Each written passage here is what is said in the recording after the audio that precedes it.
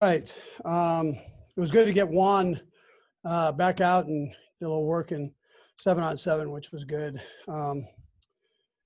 And really, there not much happened today as far as the injury list goes. So we worked out well on the injury side. Good work today.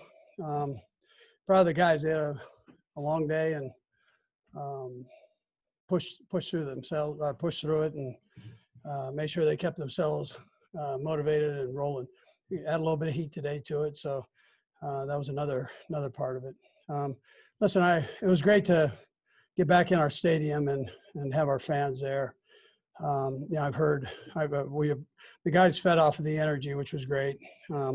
I've heard the things about the mass and so on. So actually, when I looked up there, I mentioned to one of the guys that everybody had their mask on. It was kind of an unusual looking thing. I guess somebody said that they had removed them, but we're all working on it. So it's important. I know with our fans, we got the best fans, National Football League, that they continue to work to keep their masks on if they did take them off. And just like we're doing with the players in meetings and anytime they're off the practice field, they've got the masks on. So good examples to all our fans know that everybody's watching and we're the example. And we take a lot of pride in that with our fans and our football team. So, but again, great to be in there.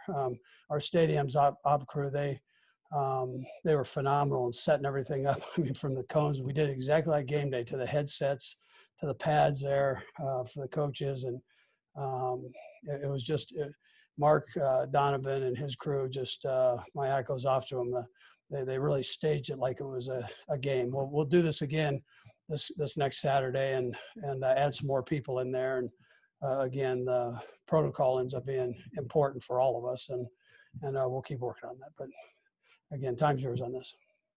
Let's go to Herbie. Go ahead, Herbie. Hey, Coach. You had a pretty tight relationship with a lot of your former assistants. 2 nights ago, Washington head coach Ron Rivera announced that he has cancer. I'm curious what was your reaction when you heard the news, and have you had an opportunity to offer him words of encouragement? Well, I did. Ron lost a brother to cancer, and so this is something that he dealt with. He watched his brother with it, and he understands the importance of getting it taken care of, and he'll attack it. I mean, he's a linebacker, right? And once a linebacker, always a linebacker. So he's got that grit and toughness, and he'll need that as he goes forward. But he's in the right frame of mind. He's a positive guy, and he's staying positive with this. So, but at the same time, he knows he's got to bear down on it, and that's what he'll do. Let's go to Adam Teicher. Go ahead, Adam. Hey, Andy, I just wanted to ask you about the camp this year, and with all the differences in this year, does this feel like camp to you? And if so, why? And if not, why not? Well, initially, Adam, it didn't because we were here, and it was just an unusual situation. But after today, I think if you ask the guys if it felt like camp, they'd probably tell you, yeah. I mean, all that other stuff kind of wore off, and about a week ago, and the guys were in the grind of it, and no more of a grind than they had today. And I was proud of them for battling through it. Let's go to Pete Sweeney. Go ahead, Pete. Morning, Coach. Was wondering about Darrell Williams and how you've liked how he's come back from the injury. And secondly, is there a certain aspect of his built-in relationship with Clyde that could maybe make these guys an effective 1-2 punch? Yeah, well, I joked the Michigan guys and the LSU guys. I mean, we've got a whole lot of both. And LSU, from the Badger to the 2 running backs, I mean, it's we've got a good amount of players from there, but it's great football tradition that they're bringing in, and they're like family. So if you play at LSU, there's a certain fraternity that and pride that goes with that you become part of. So yes, Darrell helps them out. They've got a great relationship, and they push each other at the same time, which might be the most important thing. Go to Seren Petra. Go ahead, Seren. Coach, there's apparently a wave of positive tests that went through the NFL from one testing center. I'm assuming obviously was that you guys were practicing. That's not the center you guys use, but do you have any input as to which centers you do use, and do you have a protocol if something like that would happen as far as like, okay, we immediately shut down practice, we delay practice? Is there something set for you guys if something like that did occur? Yeah, so you're always in direct communication with the league on positive tests, and there's a protocol that's set up. So we just follow that. Rick Burkholder, we have full trust in doing that, along with Dr. Monaco, and so Rick has been on endless calls with the league. Things happen, so I think we all know that. And listen, this isn't the perfect situation, but everybody's working through it. And, if it ends up that it shuts down the practice, you shut it down, you make sure you get it taken care of, then you ramp it back up and get going again. So it's like I said, it's a unique year, and we're all aware of it. We trust the protocol. We understand there are going to be some mistakes potentially with the testing. These people are busting their tail for us at all the different units that are reading these tests and giving us the outcome to it. And sometimes things happen. So, but that's what it is. And we roll. Let's go to Nate Taylor. Go ahead, Nate. Hey, Andy. And Just impressed you so far about Demarcus Robinson's camp, and how much does continuity help you or give you the flexibility to add new concepts to really go to see how much the guys can really increase in terms of their workload? Yeah, well, that receiver corps, close group. They challenge each other, but they're very good friends on top of that. I'm a big fan of Demarcus Robinson. I've said that before.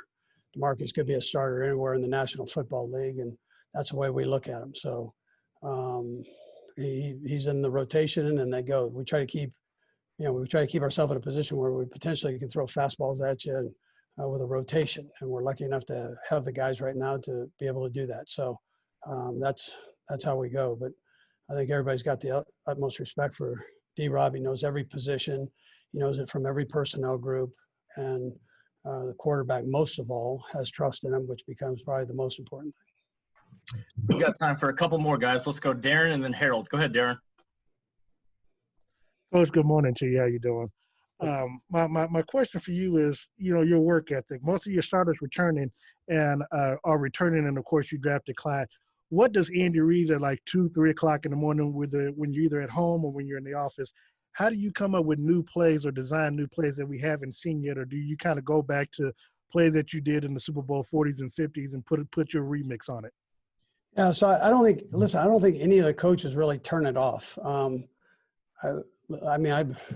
love doing what I'm doing. So whatever time I get up and I go, and I'm excited to have the opportunity to do it. And I guess when I'm not excited, that's probably when I get out. So if they don't kick me out before that, so that's kind of how I roll with it. But I'm blessed to have the guys around me that I do coaching wise, with starting with Eric Bieniemy and Greg Lewis and Mike Kafka, Joe Blameyer, and Tom Melvin, Corey Matei. I mean, all these guys.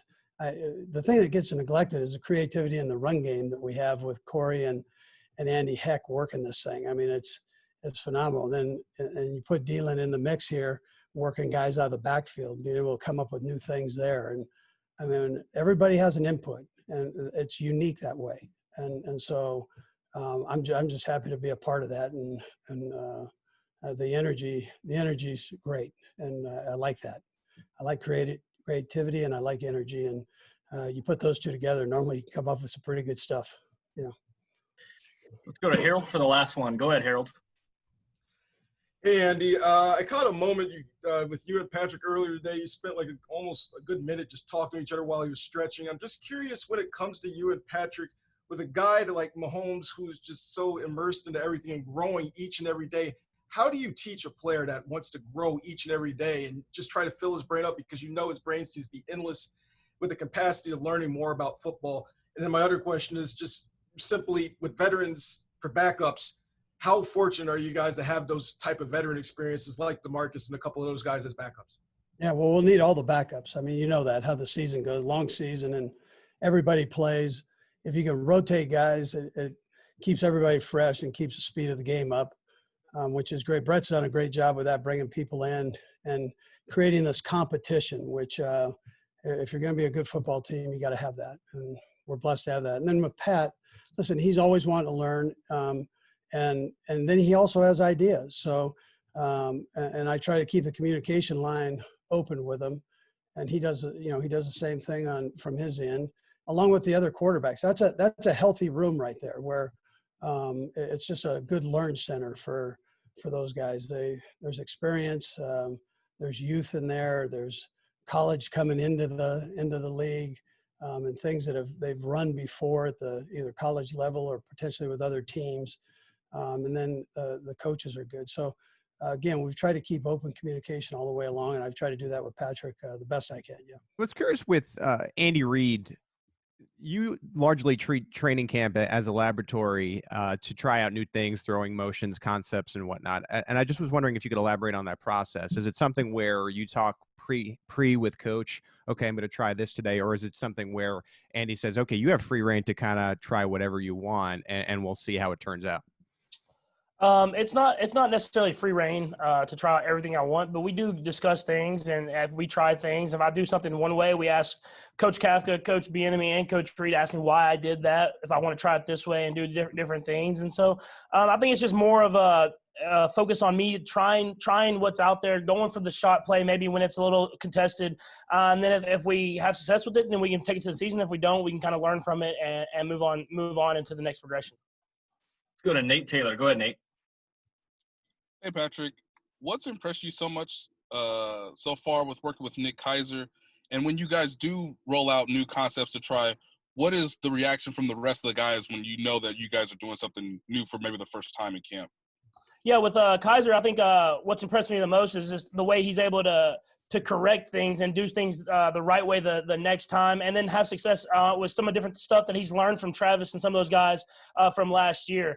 You're really seeing his game evolve. You're seeing how he's seen how the older guys that have done it and had success with it, and he's adding that to his game, and then he's finding stuff that he's good at, and he's going out there and having success with that. And so when you have guys like that can learn from the veteran guys that we have on this team, then you have guys that can go out there and have success on the field. Let's go to Seren Petra. Go ahead, Seren. Patrick, I'm curious, we don't have a game, right, that we're looking back on and second guessing on not going for it on fourth down. So I'm just curious, what goes through your mind with what this offense has been able to do, what you've been able to do, just your mindset on a 4th and 3, a 4th and 4. Are you all the metrics say that those are downs that certainly powerful offenses should be going for. Is that something you sit and lobby for and you'd like to see this team do more of? Yeah, I mean, I want to go for it every time, no matter what situation it is. But no, it's a thing where I trust the coaching staff. I know that we have a great coaching staff. We have a great analytic department. We have everything that know when and where we should go for it. And Coach Reid has a good feel for the game, which I think is the biggest thing on it. He has a feel for the situation, how the offense, defense, special teams are playing. And he usually puts us in the right position that if we're going for it, we're in a good spot, that if it doesn't work out, the defense come out and get a stop, or if it does work out, we can continue to move forward and have success. Let's go to Adam Teicher. Go ahead, Adam. Hey, Pat, I have a question about Travis Kelce. Everybody sees him doing his own reality dating show or drinking beer at the Final Four or whatever, and sees that side of him. But you're his teammate. You've seen the football side of him. Tell me a story or two that sort of illustrates maybe how serious he is about football and how important this is to him. Yeah, I think his understanding of coverages and how he runs routes is special. I think that's what's the best thing about his game. I mean, obviously he's physically gifted. He's a mismatch for guys on the field, linebacker, safeties, no matter corners, whoever it is. But the way he's able to run routes versus coverages and adjust his routes to be right in the right spot at the right time is special. It's something that helps me out a ton. And you see it, I think, when the playoff game last year when he ran an out route and then kind of brought it back in, and I threw it to him. And it's stuff that not everybody understands, but I think it's just him thinking like a quarterback and understanding the whole concept of the play and getting other people open and getting himself open when he needs to get open. Let's go to Steve Walls. Go ahead, Steve. Hey, what's up, Patrick? How you doing? Hey, we'll be talking to D-Rob today, and I'd like to know from you, what exactly does he bring to this offense? And also, he probably could have signed with, any other team in the offseason, right? But he chose to come back with you guys. A lot of times, from the outside looking in, people don't exactly understand how much of a tight-knit group friendship that you have away from the stadium. How much did you guys talk this offseason, and did you have to convince him to come back at all? Yeah, I think the like you said, it's a good friendship, and the receiving room, the quarterbacks, the whole offense. And so it wasn't that I tried to convince him to stay. I mean, he made that decision. He wanted to be a part of this. He wanted to be a part of this team. But I think it was more of me wanting him to do what's best for him and his family. And I think he thought what's best for him was being here with us, being a part of this culture, being a part of this team and this community. And like you said, I mean, he's a guy that can be a number one receiver in several different places. And he understands his role in this offense. When he gets in, you see he makes plays when his opportunity is called. And it's nice to have a guy that's on the same page as me. If you see all those scrambles, all those different stuff, he's always on the same page as I am. And he's someone that works extremely hard. He blocks for other guys, and he's someone that's a special player in that room that I'm glad it's on our team. Let's go to Darren Smith. Go, Darren. Hey, Patrick, I got a couple of questions for you. One, I know that you believe in Andy's play calling, your abilities, your teammates, and the defense. That said, this is a serious question. Can you credibly convince me why, if you all are hitting on all cylinders, why you all can't finish the job that the Patriots did in 2007 to go 19-0? Yeah, I mean, it's in theory. I mean, you feel like you can. I mean, every single year you feel like you can win every single game. I think it comes down to how you deal with adversity throughout games and throughout the season. I think that's the biggest thing of trying to go 19-0 and trying to do those special things and be a team that the first team that would to ever go undefeated for 19 games and win all that. But it's more than just play calling and players. It's about a team and the culture that you have and how every single week, every single day, every single opportunity you accept that challenge. And I feel like that's where it gets lost at. I mean, our goal is to take it one game at a time, one day at a time, one play at a time. And we're going to try to do that every single day and hopefully put ourselves in chances to win every single opportunity that we get. Looks like we got three more. Let's go Harold, Sam, and then Seren to finish it. Go ahead, Harold. Hey, Patrick. Hope you're doing well, man. When it comes to – I got the shot of you and Andy Reid kind of talking for like a good solid minute and a half during stretch. And I just want to know, what is it like to have those conversations with Andy every day, what you guys get into, and how has he let you grow and evolve? Not just on the field, but, kind of off the field as a man and everything, especially in this different offseason that we've had. And I also want to ask you about, obviously, it would have been the birthday of Kobe Bryant, just kind of – I know you went through it during the Super Bowl, but knowing that was still this year, amazingly, and then just what you kind of learned from him about competition along with, Michael Jordan since you saw The Last Dance. Yeah, so the first part with Coach Reid and this whole coaching staff in general, I think it's just a lot of good people that love the sport that they do, and they love coaching football and being part of the culture, and they also love to really – I don't know what the best way to really bring out the best person that they can bring out in the player that they have. And so with Coach Reid, if it's as far as trying to figure out the best way to run a play or the best way to be a part of the community, he's going to give you his best advice from stuff that he's learned. And I think when you have someone that you trust that is going to do that for not only just the betterment of themselves, but the betterment of the people that they're talking to, that you can trust that their words mean more and that they are in the best interest of you.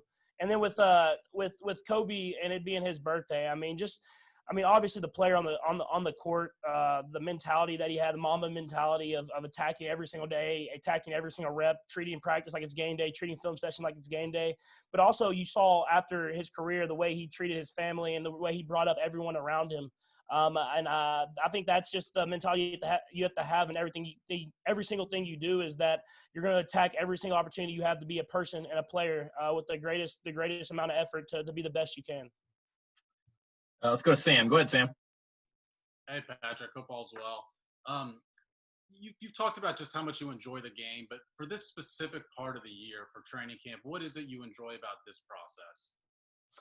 I think the biggest thing I enjoy is the challenge of every single day. I think when you're in training camp, it's not you're not getting the looks that you might expect. You're not getting the perfect look for the perfect play where you get to throw it to this guy and we've schemed it up perfectly for this. It's a challenge every single day. And then when you have a defense coordinator like Spags, he's trying out different stuff. He's trying out different looks, and it's making it challenging for the offense. And so for me, it's about going out there every single day, having your highs, having your lows, and having to grind through and try to figure out the best way to be better the next day. Let's go to Seren for the last one. Go ahead, Seren.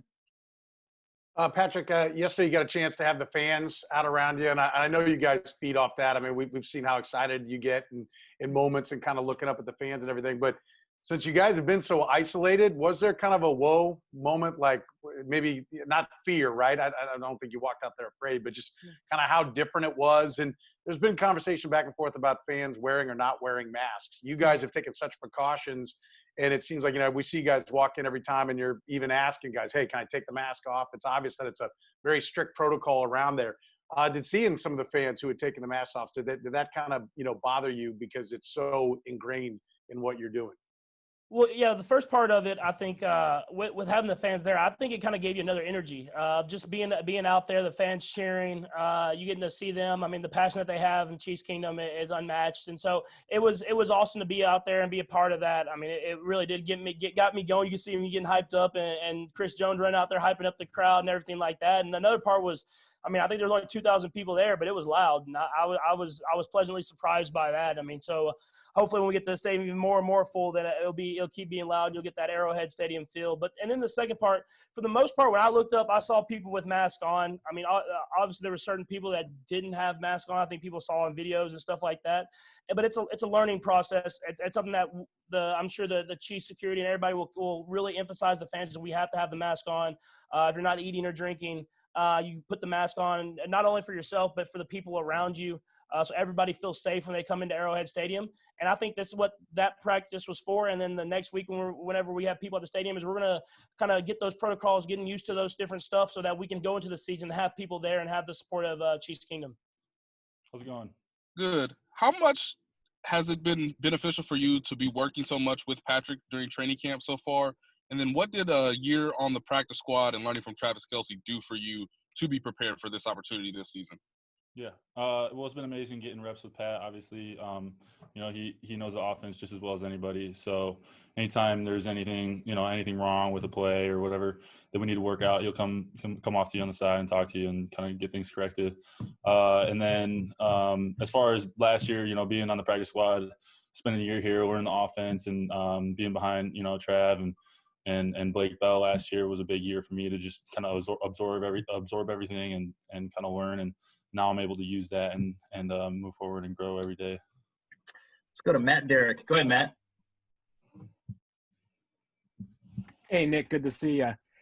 You talk about, having a year under your belt. I'm just curious, how different do you feel like you are as a player right now than you were a year ago? And how do you feel like what the Chiefs do offensively with the tight end fits in with your skill set?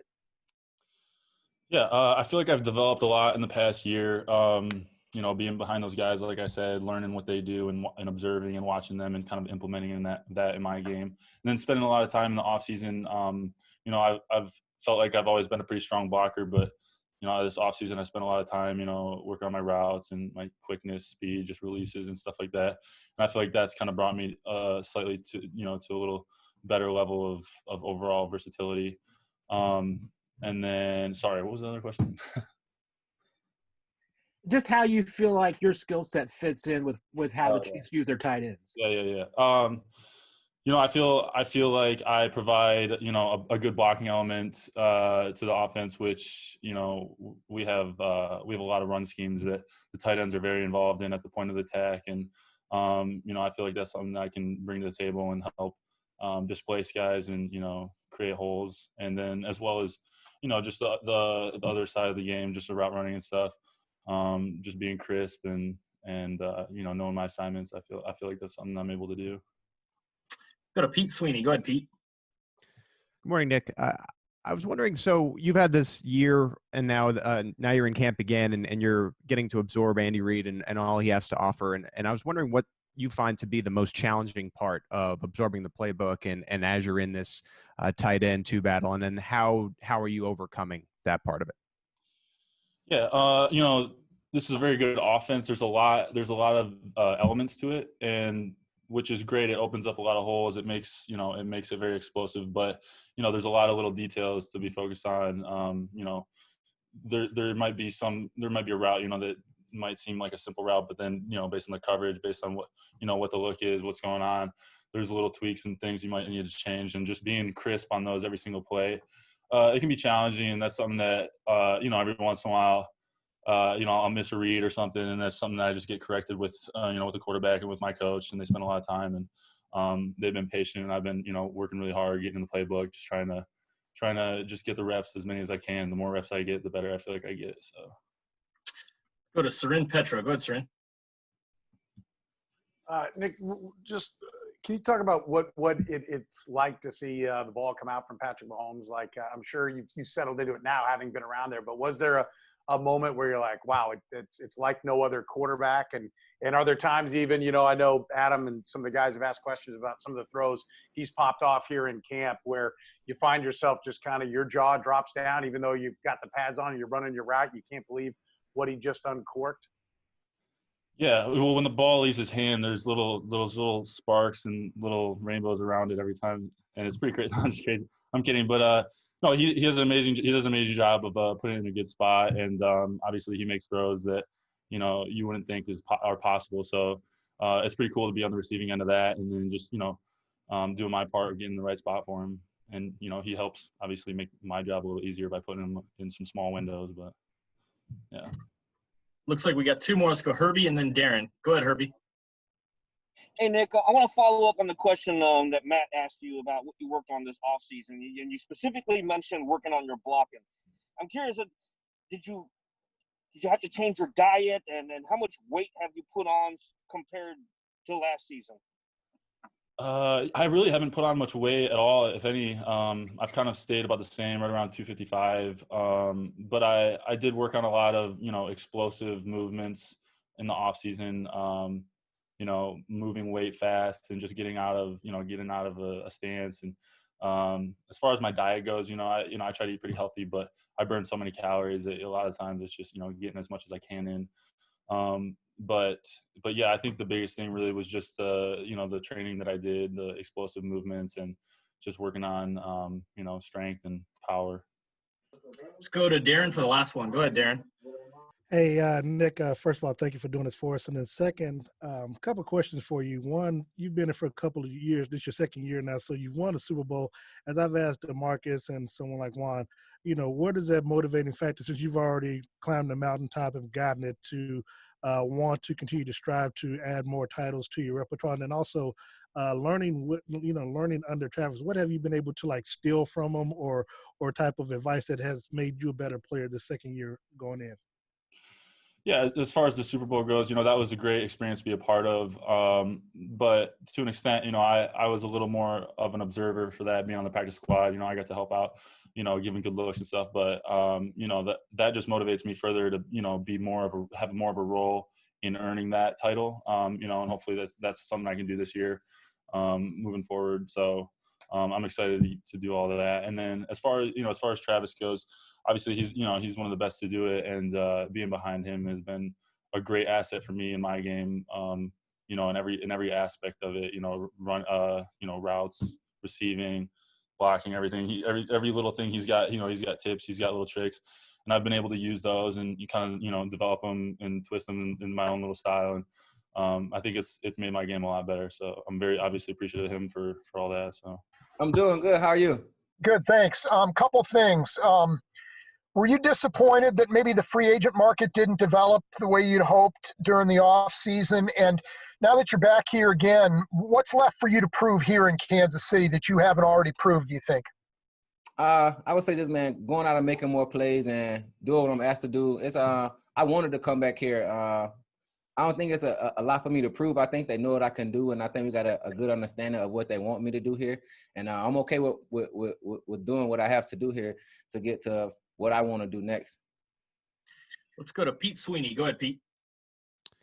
Hey, D-Rob, even in Patrick Mahomes' earliest days when he became the starter, it has seemed like you and him had this natural chemistry. And I was wondering, why do you think that is, and why were you guys able to develop that just so early on and continue and grow that to this day? Man, just being good friends, close to people, hanging out outside of work, and just having a good relationship with each other. You know what I'm saying? Just being friends. Let's go to Nate Taylor. Go ahead, Nate. Hey, Demarcus, when you see what Andy Reid has done this time around to give you guys new things to work on in training camp, just what's that been like compared to previous years in the past in your experience in this offense? Just putting guys in position to make plays. I mean, he's always done that, and we just always bringing in talent and more talent. So just making sure everybody get a chance to show their talent, put their hands on the ball, and show what they can do. I think he does a really good job of that. Let's go to Sam McDowell. Go ahead, Sam. Hey, Demarcus, what's going on? Nothing much. How you doing? Good. To build off of what Adam asked you first, I mean, with the free agent market, you said you wanted to come back here. What is it about this place that you really wanted to come back? And how much did the free agent market develop for you? I mean, what was it, a choice that you were deciding between here and other places? I mean, I think we won a championship, you know, and you play the game to win championships, and I think we got the best chance to go back and win another championship here, and that's why I'm playing the game, to win championships and build a legacy for my family and for myself. So I want to just come back and try to win as many as I can. So that's what I did. Let's go to Darren Smith. Go ahead, Darren. Hey, D-Rob, what's going on with you, big guy? Not much. How you doing? Doing good. A couple of questions for you. Obviously, you became a father earlier this year, so congratulations on that.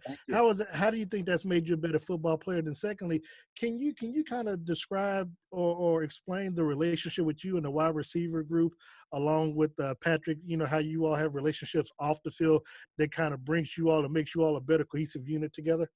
Oh, yeah. I would say, man, we always just get together and hang out, whether it's at Pat's house, anybody's house, Travis's house.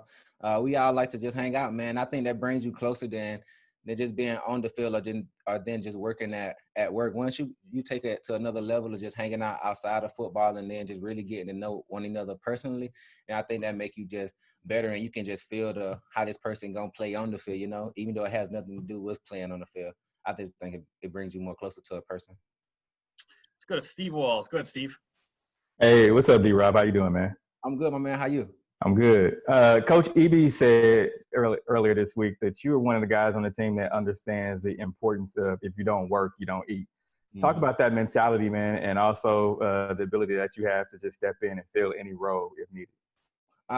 Yeah, that's kind of my role. I mean, you know, we got a lot of elite guys, and if you don't work, you don't eat. It's another guy trying to come up and eat, just like we all are, man. So you just got to stay on your grind, no matter what happens, no matter how the circumstances is, or what you think is playing out. You just keep putting your best foot forward every day, and some good will work out in your favor. Looks like we've got one more question. Let's go to Sarin Petro to close it out. Go ahead, Sarin. Demarcus, thank you for the time. I'm curious, back on Adam's question, the first question, you said, you talk about coming back, that you were confident that you could do everything you wanted to do to be where what you want to do next, right? So what is what you want to do next? It'd be my first question. Like, is that elevate up to being the number one wide out? Is it a stat thing? Is it a Pro Bowl thing? Like, what is what you want to do next? And then secondarily, I know it was kind of asked a couple of times there about what other teams you may have been talking to that had interest in you, that you had to weigh, that the Chiefs, hey, coming back was better than this other team. Yeah, I just think we won the championship. So Chiefs the best team in the NFL to me, in my eyes, in my opinion. We won the national championship, not national championship, but we won the Super Bowl. So I mean, I'm trying to win as many Super Bowls as I can. And off the first question, I mean, I'm just trying to take care of my family is what I mean. You know, that's basically the next step. I want to win as many Super Bowls as I can, and in doing that, I want to make the most money as I can playing this game. So that was what I meant by that first question.